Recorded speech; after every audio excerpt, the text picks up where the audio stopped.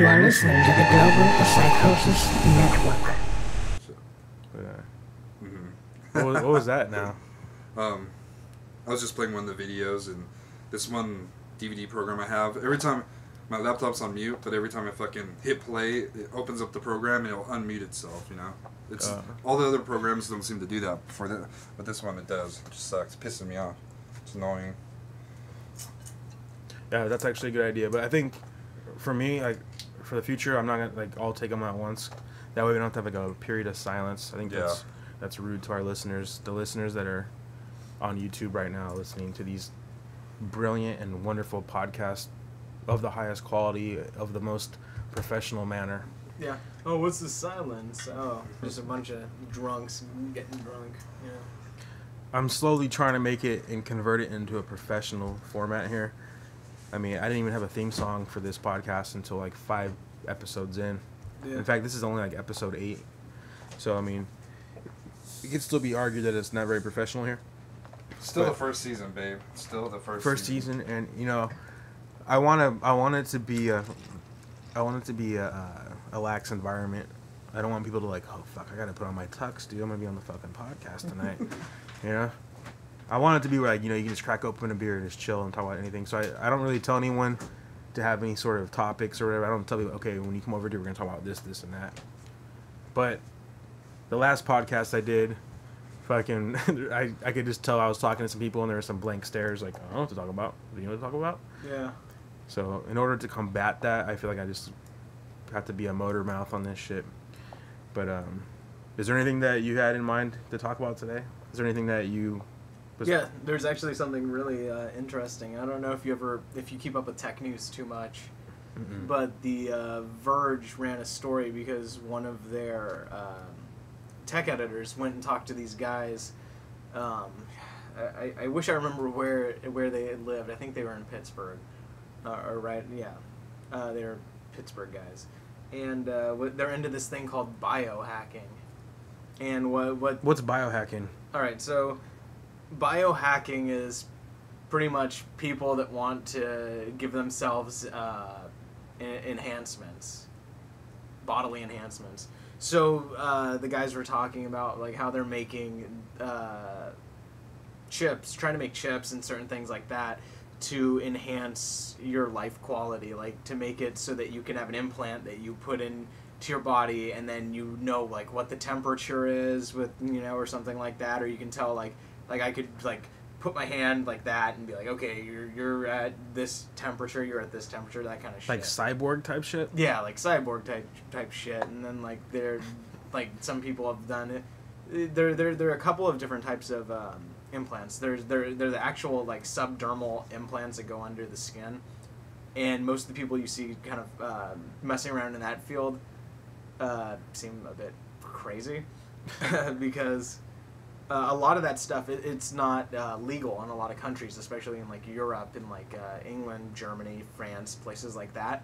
If a doctor were to do that, he could lose his license or anything like that. And if a civilian did it, it would be like assault with intent to maim or something ridiculous like that. But yeah, these guys in Pittsburgh, they take the editor out from The Verge, and what they do is they take him to a piercer, because you have to go to a tattoo parlor to get the thing done that they were doing. And all they did is they got a little knife type thing and gouged it into his finger, and then they separate like the skin a little bit, and they get a little like probably like 1 millimeter thickness, like a length of like 2 or 3 millimeters, and they put it into his finger. And it's a rare earth metal, and what it does, and then after that they sew it shut, and what it does is it's, you know, a magnet pretty much, and you can feel like electromagnetic fields and things like that. So it's like minor things. There's nothing really too crazy on the enthusiast front.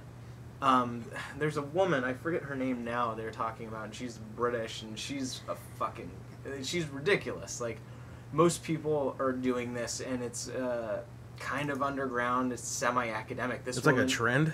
Like a fashion statement almost. It's some of it's trendy, like the electromagnet, the little magnet thing. I don't know what actual purpose it serves, but then you have some people that are taking it as far as they can on an enthusiast level. And the woman in England that was doing it, she described it as, yeah, I pretty much just cut myself open, put things in, and hope I don't die from it. And she's telling all these stories about how she like put something in her hand, and then her body rejected it, and they almost had to like amputate her hand and shit like that. And how the first time she did anything, she didn't sterilize, and she got like super fucking sick and had to go to the emergency room. And she was talking about how she sterilizes everything with vodka because she can't afford sterilization. Wait, so she's doing it herself? She's doing it herself. So and the thing is, certain things you connect to your nerves. So you can't use anesthesia, because if you use any sort of anesthesia, it makes it so that your nerves don't respond to the pain or whatever. So you might do something, and then you don't know if you did it correctly, and then you get your feeling back, and you're like, oh, I fucked up. We gotta cut my arm back open or whatever. And another thing is just they were talking about the scarcity of being able to actually order anesthesia or anything like that. It's pretty much impossible to get. There's like a powder form you can get, but if you mix it wrong, you can have a heart attack, you can kill yourself and stuff like that. So I mean, it was just kind of interesting seeing that, and then seeing I forgot what university it is. It's another British guy named Kevin Warwick, and what he's doing is he's taking the whole like biohacking thing, but from a very academic stance, and he goes in for like for certain procedures and things like that, and he like got a chip implanted into his arm, and then they flew him out to Boston, and over the internet he moved his hand, and he was operating a mechanical hand. And it worked in such a way so that when, like, let's say he grabbed a soda can or something like that, it would, if he grabbed it with a mechanical hand, because of the way that the chips linked up, it would send an impulse through his nerves, and then he would feel the pressure so like he wouldn't just be crushing everything, So there's things like that have been happening too. But I mean, if you remember, there was a story in France. There was a professor from the United States who had these like glasses on that record everything, and he went to a McDonald's in Paris, and the workers tried to take his glasses off, but they're affixed to his head. He has to like surgically remove the glasses. There's a way to do that, and he's just like trying to sue or some shit like that. But now it's so fucking wacky, because people are talking about human rights and all this shit, and this whole thing is just fragmenting people even more, making this more arbitrary kind of bullshit harassment, because now people are like, oh, they call them, like, if you get a magnet in your finger, you're a cyborg. Like, that's what these people think. So like, oh, the guy with the glasses, that's cyborg, fucking harassment and all this shit. And it's like a whole new like plethora of fucking discrimination and shit. Yeah, exactly. So now there's cyborg based discrimination on people that like, I don't know. It just seems so fucking stupid. It fragments shit even more. I mean, it was just kind of interesting to read up on. Where did you read about this at? On The Verge. TheVerge.com or? Yeah, they're a tech site, and then they had links to videos of some of the people talking about what they were doing and things like that.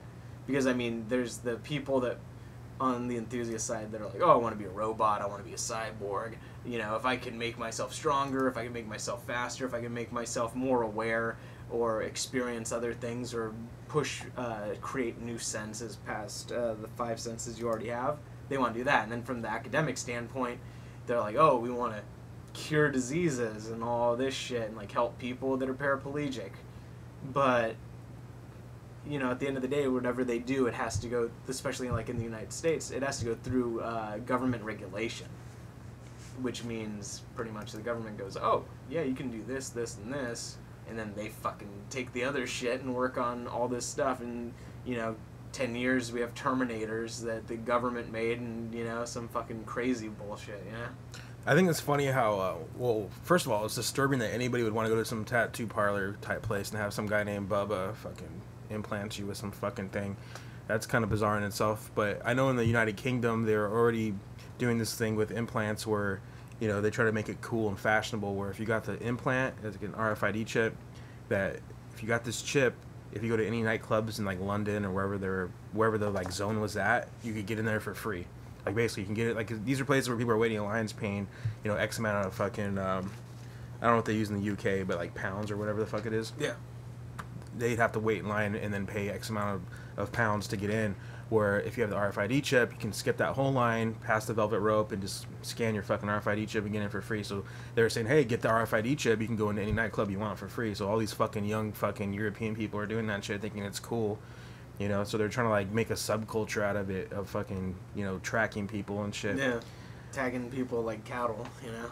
Yeah, and I mean, if you think about it, they already, you know, tested on animals and shit. So if you test it on animals, then you can make it acceptable for humans. It's like, oh, see how it makes, you know, don't you want to know where your little 5-year-old daughter's at? You know, well, so that actually came up with the with Kevin Warwick. He there was a guy in England that abducted 2 girls and then killed them, and after that, people were writing him a ton of emails like, oh, is there a way that you can track my kids? And the like Humane Society for Children, it, you know, straight up just antagonized him and made him look like a monster, you know. So it's just it's kind of funny that when you get like a bunch of, you know, old white guys that run something like, you know, the Federation for Children's Rights, that, you know, that shit's always been goofy to me, you know. Yeah, I mean, it's just, to me, what you're telling me here, it's just like we're one step closer to the singularity, where fucking technology and fucking man just like combine into a fucking subspecies of androids, you know. Like they say, like, I don't know, I think the proposed date is like 2038 or some shit, but supposedly around that time is when like artificial intelligence is supposed to surpass human intelligence. And like there's like proponents of that shit, like the name just escaped me at this fucking exact moment, but basically they're saying that like at that point that's when robots are supposed to take over. Well, actually, like Terrence McKenna is one of them. Terrence McKenna. Yeah. Another thing that the professor was speaking about in one of his speeches is they have this like the way the brain works is you have like axioms and dendrites and whatever, and they create all of these bonds, and then you have like the equivalent for artificial intelligence is like a chip or something like that, and you have X amount of connections. The humans, I think he said, had like over 100 billion of these connections, and then, you know, like 1 billion brain cells or whatever, and the computer equivalent is like 100,000, which for AI is pretty good, but I mean compared to a human being it's not that great. But then he was starting to speak about how they were taking these cells and replicating that, but with like artificial intelligence, and then doing that in a 3-dimensional plane as opposed to a 2D plane, and just making it getting it to go from like 100,000 to go like 30 million, things like that, and the number increasing over the years. So I mean that's they're trying to make kind of self-aware computing possibility. So I mean, like, it sounds so much like science fiction, but it's terrifying to think about that. Yeah, it's definitely on the horizon, and I know they have been doing experiments where I don't know how they exactly do it, but they get like human cells or something, put them in a petri dish, and they connect like USB ports to it and shit, and to see how it reacts to certain stimulation, and it fucking has been responding, you know, positive in their field and stuff. So that's why they're saying in the future, like if you lose a limb through like gangrene, or, you know, if you need a fucking kidney transplant, like they're saying like you can, like, they'll be able to like reproduce an organ. I don't know how long it's gonna take them though, because you would think, like, you know, how do you go from like just a cell to a fucking kidney in a day and shit? Yeah. But maybe if they just like feed it nutrients and build that shit, within maybe a few months they could have that, and then just replace. Well, they'll probably have them on deck by that point, you know. Like, Yeah. yo, let me get a liver, let me get a fucking second brain, and, you know, I mean, they'll fucking just like order that shit at McDonald's and shit, you know. Like that's like the future, man. It's funny to think about. It's just like, it sounds so absurd, but That's where we're headed, dude. And like every year, fucking, you know, like you buy a computer and like as soon as you walk home and open it up, oh, that's out of date, dude. Why'd you get that one? Yeah, And exactly. it's like, dude, it's the fucking top of the line, dude. That was top of the line like 3 minutes ago, dude. It's all about this one now, you know. Yeah, exactly. So I mean, every year technology just keeps like fucking ramping up and ramping up. I think if there's any hope for humanity as far as how stupid they are, I think technology is like the saving grace, you know. As long as it's not used for evil, which it could be. So I mean, to me, it's like almost the future war is gonna be determining like if technology goes good or evil, or like, you know, people like you see technology getting to a certain level, raising the bar, and it's like, okay, well, we're gonna do this to stop humanity from progressing. Oh yeah, well, we're gonna do this to counteract that and be fucking a rebel faction that fucking, you know, hacks and fucking, you know, does certain things to fucking go between the lines of shit, and it just goes back and forth. So I don't know. We're still at a stage right now where it seems like we still have the upper hand in technology. You know, like we're able to fucking download shit illegally and stuff. So, Yeah. I mean, that's not much of a big deal, but at least we have the ability to do that with the freedom of the internet still. Although they're cracking down on that as well, trying to do whatever they can to fucking make sure fucking humans can't fucking enjoy themselves. Well, I mean, they're getting more clever with it, you know. At first, it was like, oh, you know, this is an interest of business, and they get more and more clever, like Freedom Act and like all this shit. They're trying to they try to just word it in a way to where most of the voting people that vote without researching or anything like that, they're like, oh yeah, that sounds good. Yeah, I don't want people stealing my shit, you know. And then bam, all of a sudden, internet is fucking closed, you know. I swear they need to just take like the RIAA and the fucking like the FDA and just fucking not the FDA, I'm sorry. Well, not that they're not corrupt as well, but I'm thinking of FCC. Take those motherfuckers, just line them up and just fucking put them out of their misery, dude, because they serve fucking no purpose, dude.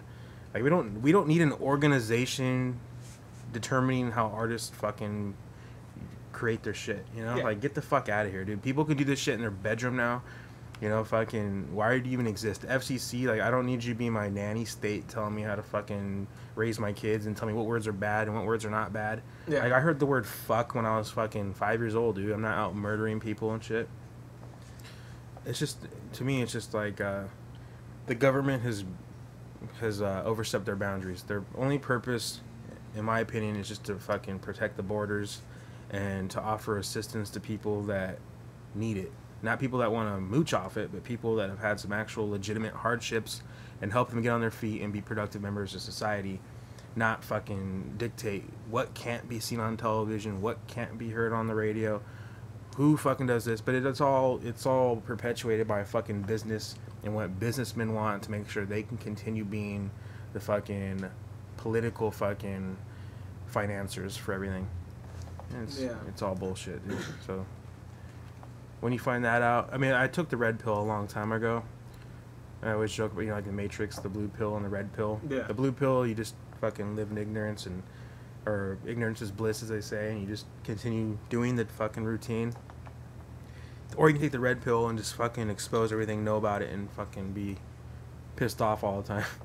Yeah. So I took the red pill, and I swear it's like just makes you more mad. I mean, it's nice to be enlightened on certain topics and know shit, but once you realize that you don't have any sort of authority without an army behind you, it's almost like, what the fuck, you know?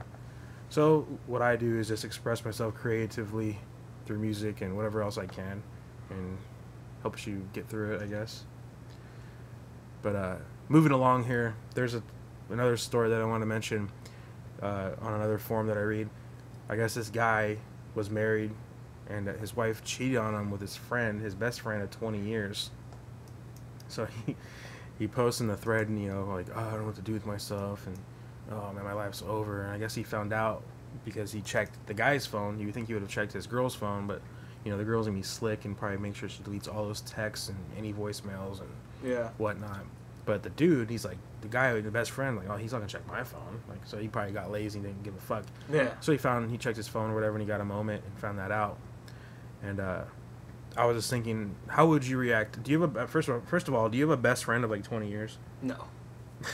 No, get out of here with that. That's ridiculous.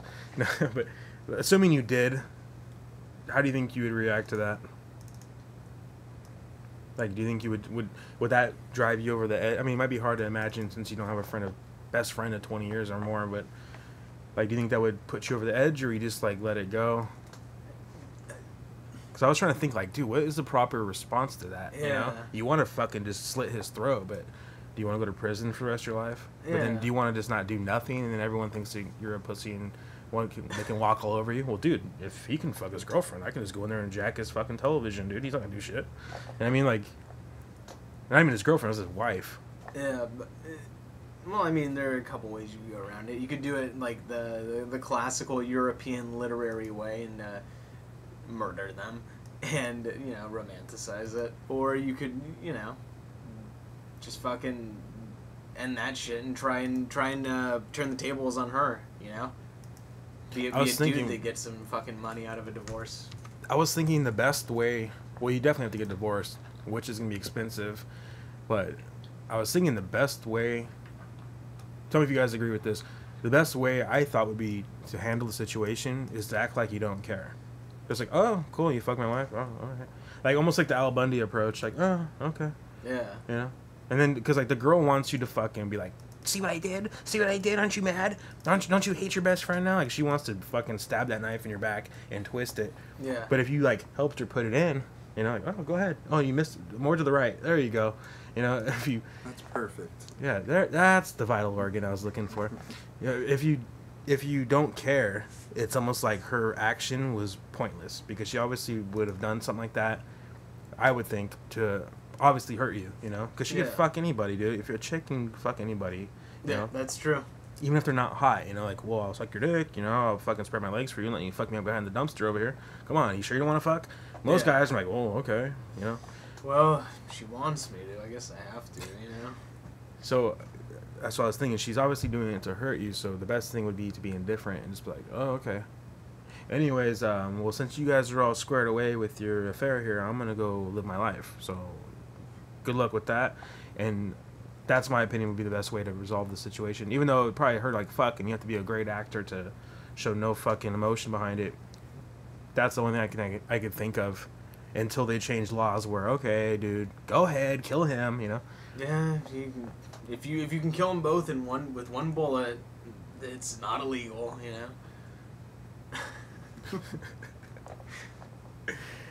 Oh, man. What do you think, Steve? I'm sorry, DJ Fate. We're all censored here. Although I didn't give you an alias. Do you even want an alias? I don't care. I don't care. People Google my name, they'll find an MMA fighter. So there we go. There's an MMA fighter in Evan Velez? Yeah. Oh, wow. He's like 5'2". I'm like, whatever. I'm 5'2". What? You want to fuck with me? Google my name, motherfucker. I'll beat the shit out of you. And they're like, oh, this guy's an MMA fighter. Fuck. It's funny too because they probably think like he looks a little different, but yeah, I think that's him. I remember that guy. He went to Bishop. Yeah, I would have sworn he had lighter skin and wore glasses. Nah, that's gotta be him. Yeah. Oh, he moved to Brooklyn. Oh, he was born and raised in Brooklyn. Then when the fuck did I meet him? Yeah. What's funny is that like with my name, it's such a common name, James Trashy, but I never thought I never met. In fact, there was not another James that I went to school with until 7th grade. And he became my arch nemesis and shit during middle school. His name was James Lockhart. I used to call him James Cockfart. And he just fucking hated me from day one. I don't even know what the reason why was, but for whatever reason, I always thought my name was like unique, even though it's like simple and the same. But yeah. Fucking probably like, I don't know, it was like 5 years ago. Jim Trashy was a fucking manager for the Dodgers. And like when I found out, like I was like, I think I went over to like my buddy's house to watch the fucking Dodgers game, and I don't really even follow baseball, but someone's like, hey dude, we're gonna be fucking watching the Dodger game, fucking having a barbecue, come on over. So I go over there, I'm sipping on a beer, and all of a sudden hear Vince call, hey, Jim Trashy coming up to the mound now to talk to the pitcher. And I'm like, what? Jim Trashy, huh? And I'm like, hey, what is that guy's name? Like, Jim Trashy. I'm like, what the fuck? That's my name, dude. What the fuck? And this guy's like a fucking 55-year-old fucking white guy, so I'm just thinking, like, what? I was like, as absurd as it sounds, I was just like, kind of like, what the fuck? Someone's got my name. Like, I'm not, like, it's not like I'm like Jose Hernandez, Like, I thought James Trashy was somewhat of an original name, so that's why I got to go by Jimbo Trashy, because, I used to go by James Trashy, but then I'm like, well, there's James Bond, there's fucking James Vanderbeek, or whatever the fuck his name is.